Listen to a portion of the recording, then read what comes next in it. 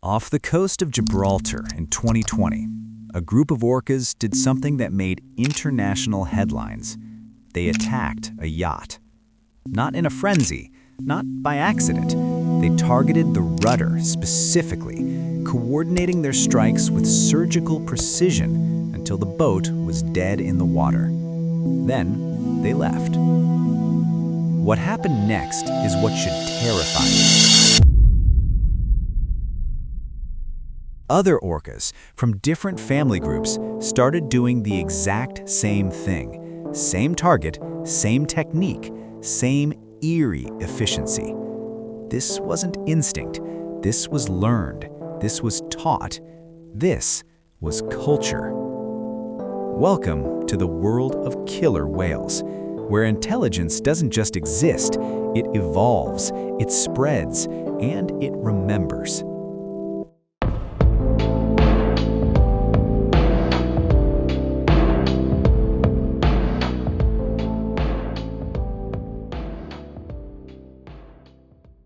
We call them killer whales, but that name barely scratches the surface of what they really are.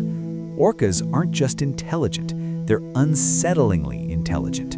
They possess cognitive abilities that rival great apes, self-awareness that challenges our understanding of consciousness, and a capacity for culture that most humans don't even realize exists in the animal kingdom. But here's what makes orcas truly different. Their intelligence isn't solitary, it's collective, it's social, it's passed down through generations like folklore, refined like technique, and sometimes, as we're learning, weaponized. Today, we're diving into 4 aspects of orca intelligence that reveal just how advanced these apex predators really are. And I promise you, by the end of this, you'll never look at them the same way again. The discovery of orca dialects. Let's start with something that sounds impossible. Orcas have language, not simple calls or alerts, actual dialects that vary from pod to pod, region to region, like accents in human speech. In the 1970s, marine biologist John Ford made a breakthrough discovery while studying orcas in the Pacific Northwest. He noticed that different family groups, called pods, had completely different vocal patterns. One pod would use a series of clicks and whistles that another pod, just miles away, wouldn't recognize or use. Think about that for a second. These aren't genetic differences. These are learned cultural differences. A baby orca born into the northern resident community off British Columbia will learn a completely different language than one born into the southern resident community, even though they're the same species in the same ocean. But it goes deeper than just language. Different orca populations have developed completely specialized hunting techniques that are passed down through teaching, observation, and practice. In Patagonia, there's a pod of orcas that has mastered intentional beaching. They propel themselves at full speed onto the shoreline to snatch sea lion pups, then wriggle back into the water. This is insanely dangerous. One wrong calculation and they're stranded, dead from their own weight on land. And here's the kicker. They teach this to their young. Adult orcas will deliberately beach themselves in shallow water while their calves watch. They'll practice the technique in safe conditions before attempting the real thing. This isn't instinct. You're not born knowing how to throw yourself onto land and survive. This is education. In Norway, orcas have learned to follow fishing boats and pluck herring directly from the nets, gently so they don't get caught. In New Zealand, they've developed a technique to hunt stingrays by flipping them over to avoid the barb. In Antarctica, some pods coordinate to create waves that wash seals off ice floes, while others have never even attempted this technique. These aren't variations on a theme. These are completely distinct cultural practices. If you took an orca calf from Patagonia and raised it in Norway, it would learn Norwegian orca techniques, not Patagonian ones. This is the definition of culture. Learned behavior passed through generations, specific to social groups. And until recently, we thought only humans had this at such a sophisticated level.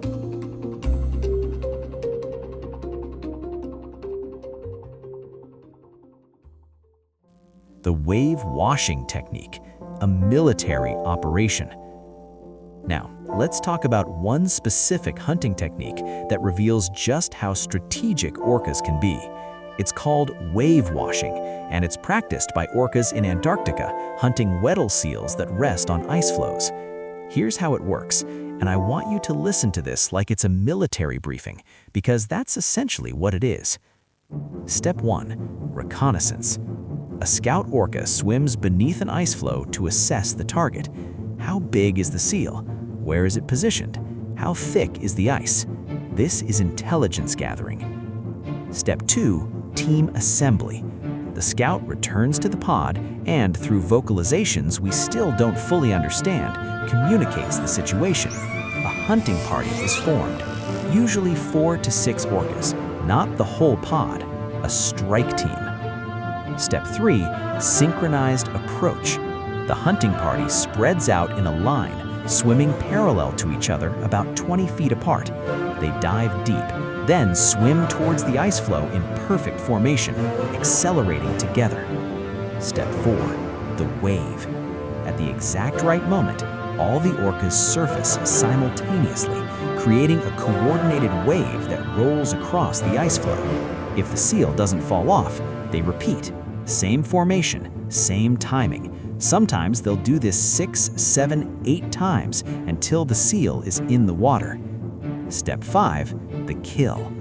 Once the seal is in the water, it's over in seconds. But here's what's chilling. They don't all attack. 1 or 2 orcas make the kill, while the others hold position, ready to intercept if the seal tries to escape back onto the ice. This is tactical coordination. This is role assignment.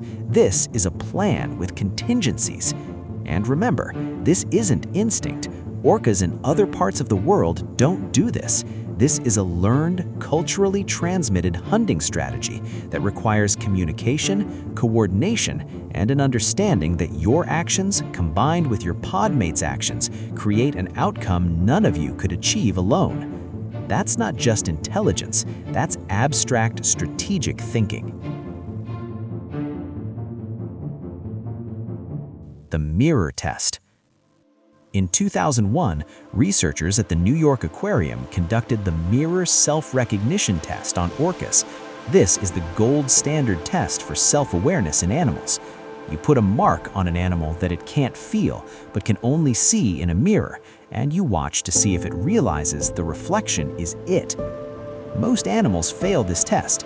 They either ignore the mirror or think they're seeing another animal. Only a handful of species pass. Great apes, elephants, dolphins, magpies, and yes, orcas. When orcas see themselves in a mirror, they investigate the mark. They turn their bodies to get a better view. They examine parts of themselves they can't normally see. They understand that the reflection is them. This is self-awareness. This is consciousness of self as a distinct entity. And it raises a question that makes some researchers deeply uncomfortable. If orcas are self-aware, what else are they aware of? Documented grief. In the summer of 2018, the world witnessed something that scientists had observed before, but the public hadn't truly seen. An orca mother named Tahlequah carried her dead calf for 17 days. She pushed the tiny body through the water for over 1,000 miles. When it would sink, she would dive down and bring it back to the surface. Her pod slowed down to accommodate her. Other females took turns helping her carry it. 17 days. This wasn't confusion. This wasn't instinct misfiring. Multiple researchers who studied the event came to the same conclusion. This was grief. And this isn't an isolated case. There are documented instances of orcas holding what can only be described as vigils around deceased pod members. They'll stay in the same area for days, vocalizing, sometimes touching the body gently with their rostrums. In 2016, a pod off the coast of Canada spent hours with the body of a young male, taking turns approaching and pulling away, while producing calls that researchers described as mournful. Here's what unnerves me about this. Grief requires an understanding of death. It requires an understanding of what was, what is, and what will never be again. That's not just emotion, that's existential awareness. If orcas can grieve, they can remember. They can compare the present to the past. They can feel loss not just in the moment, but over time. And if they can do that, what else can they remember?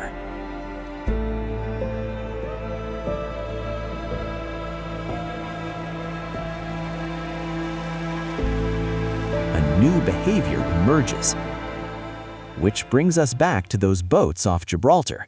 Starting in 2020 and accelerating through 2023, there has been a surge of orca attacks on small yachts in the Strait of Gibraltar and along the coast of Portugal and Spain.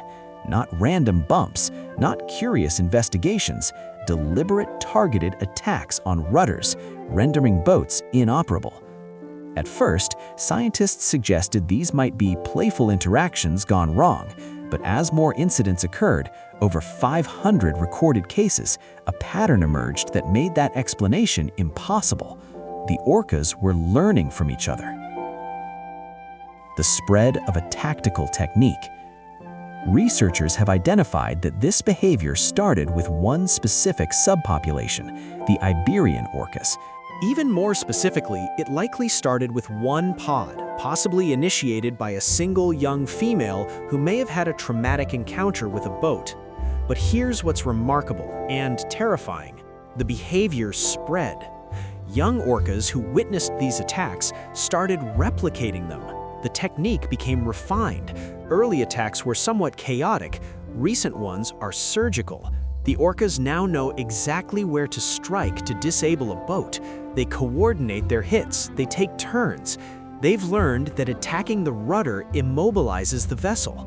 Some researchers have observed what appears to be teaching behavior, where older juveniles demonstrate the technique to younger ones on boats that aren't even causing them problems. This is learned. This is taught. This is culture. Why this matters? Now, there's a lot of debate about why this is happening. Some researchers believe it started as a response to a boat collision or noise trauma.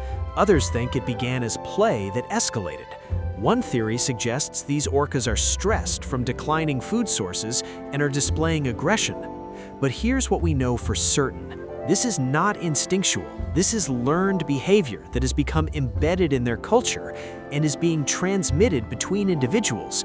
And that should unsettle you, because it means orcas can develop new, complex behaviors in response to their environment and teach those behaviors to others. Their culture isn't static, it's adaptive, it's evolving in real time. When we think about intelligent species, we imagine intelligence as a fixed trait, but orca intelligence is dynamic. It responds, it innovates, it spreads. And right now, there's a cultural behavior among Iberian orcas that includes targeting human vessels. They haven't escalated beyond disabling boats yet, but the fact that they could, that they have the cognitive capacity to learn, teach, and collectively adopt new behaviors, including aggressive ones, that changes how we need to think about them.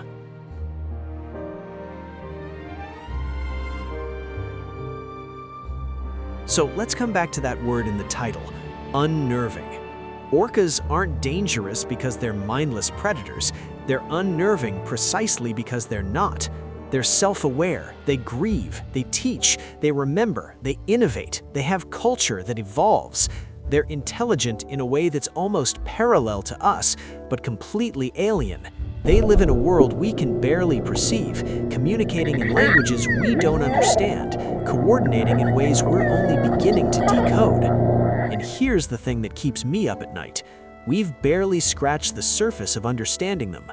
We don't know the full extent of their cognitive abilities.